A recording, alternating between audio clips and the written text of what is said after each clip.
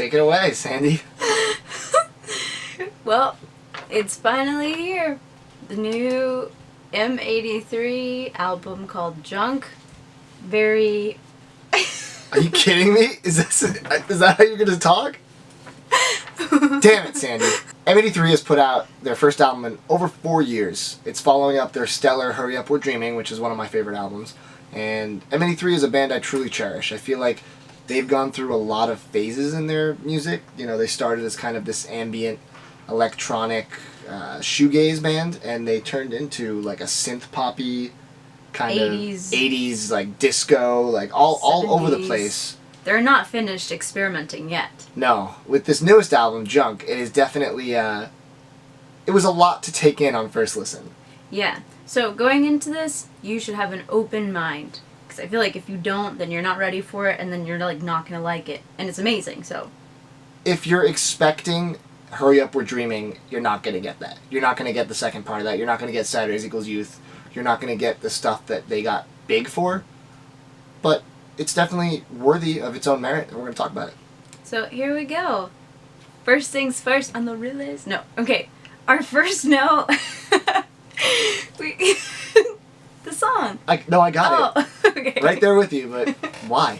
First thing that popped up into my mind, which I don't like comparing things, but for 1 second, I thought I was listening to Daft Punk. Like Random Access Memories Daft Punk. Yeah, it has that kind of like almost vaguely lo-fi, but still in your face electronic sound. Mm-hmm. Do It, Try It. I think that was their first single. That's the first song on the album. I loved it. I thought it was great. I couldn't stop dancing. It's so infectious. It's infectious. Infectious. It was cool because they changed the pitch of the vocals throughout the song, so it kept you on your toes. You never really knew what you were going to expect. I think the song grew on me as the song went on. I liked it more at the end than I did at the beginning. Definitely. I felt like I was in a video game world. Yeah. Yeah, Cool. It had that kind of like, it almost had like that chiptune-y kind of vibe to it at times, which was cool. But then nothing else sounded like that. No. Like, if you're like, oh, this is going to be great, I love this sound. Like, they change immediately. Cool. Bye. So, Go, I felt, was like the perfect pop song for 2016. It's kind of like a new wave of pop, you know, like, bye Katy Perry, you're over, this is what pop sounds like, right? Yeah, Go, it was very good. I thought the best part of the song was the guitar work, which is done by the legendary Steve Vai, which I looked up after. I did not know that. That was very cool. Yeah. You know who Steve Vai is? Yeah, no, I don't. But I have to tell you something about the guitar part. Please. So, I feel like M83 features its instruments. Like in Midnight City, the saxophone. And in this song, the really cool 80s guitar. And like all through the song, they have like a harmonica solo, this solo, so I think that's like their staple sound. Steve Vai is considered to be one of the best guitarists in the world, and the fact that they got him to do this like sweet soloing on the song, it took it to the next level. Like without it, it would have still been a good song. But with it. Crazy. It was like chocolate cake plus chocolate frosting. Gross. That sounds awful. Walkaway Blues, didn't like it. You know why? Why? Reminded me of Tame Impala's Currents. It had the same vibe. He has a thing, Tame Impala. I don't like Tame Impala that much. I think they're very overrated, as you saw in our video that we made for them last year. And I don't know, it just had that kind of vibe that it just bored me. I just, like, by the middle of it, I was like, next. Like, the song just lost me. I wish we could just videotape our notes because they're all the same, and we don't look at each other's notes. BB the Dog was the first track where I was like, this is the M83 I want. I was like, this is awesome. It had this awesome, like, crazy intro and then French vocals right off the bat, and I was like, okay, I'm in. This is what I wanted from the start. You know what I thought about this song? If Saturday Night Fever could be remade in 2016, this would be the Staying Alive soundtrack. While I was thinking about that and like the whole 70s vibe, Moon Crystal came on. Moon Crystal. Moon Crystal was like the perfect 70s romantic song like you would hear in any club if I like went to the 70s. Do you know what Moon Crystal was? What? It was like an late 80s, early 90s sitcom intro.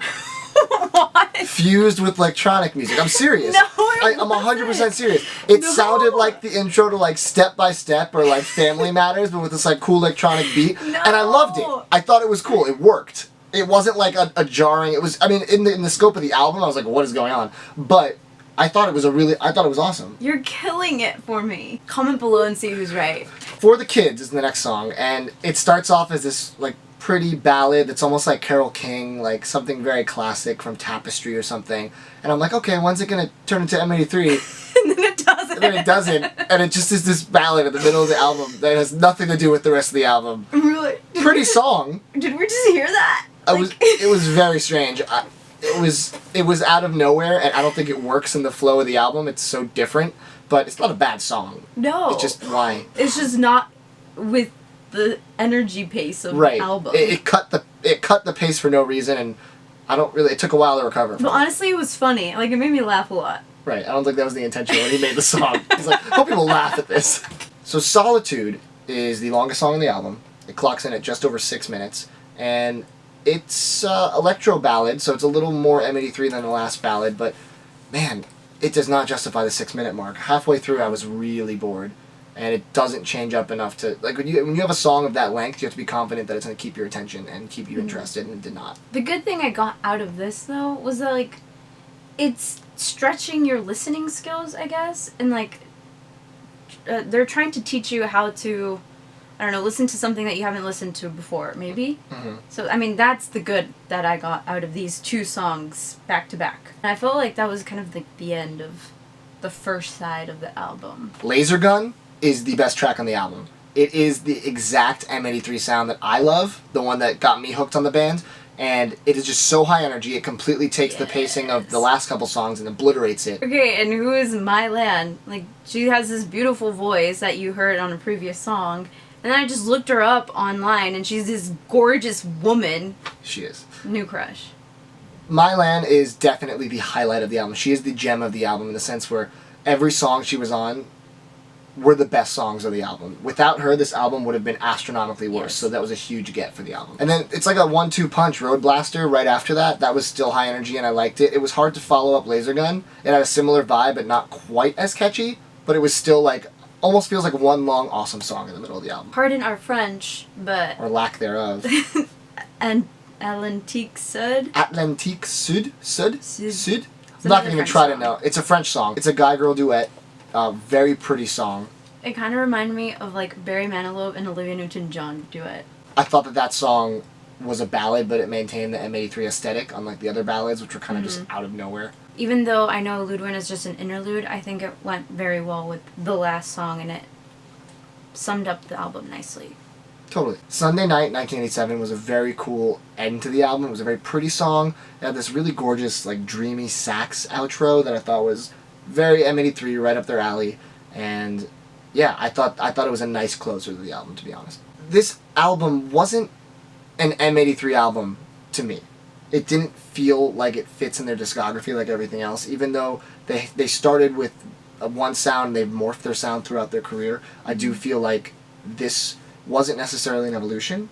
I feel like it might not have been a positive step because it was their least cohesive album, I thought. The songs don't really have rhyme or reason. There's no real order to it. It just kind of has this...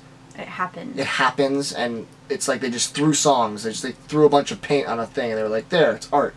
But it has to be more calculated than that. I feel like there needs to be more. It was more of a miss than a hit, even though some of the songs were awesome. I love 70s style music. And, like, 80s a bit, but I really like old school music. And Totally. that's why I really like this whole bizarre album. I think a little bit more than you.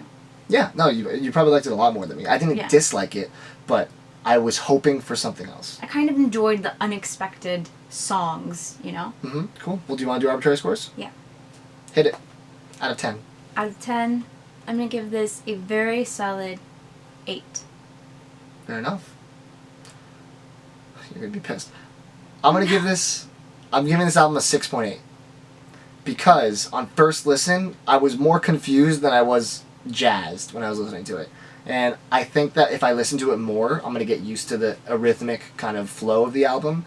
And I can definitely see myself liking it a lot more by the end of the year. I was confused too, but I was excited for it. I don't know, I guess I just came to expect something different from them, and while they had a lot of home runs, they had a lot of, Yeah. the other sports term for not a home run. Please tell us what you think in the comments. We would love to hear your opinion on this crazy album. And talk to us on Instagram too. Yeah. I'm Matt. And I'm Electra from Daredevil. She's Sandy. And this is Damn It, Sandy!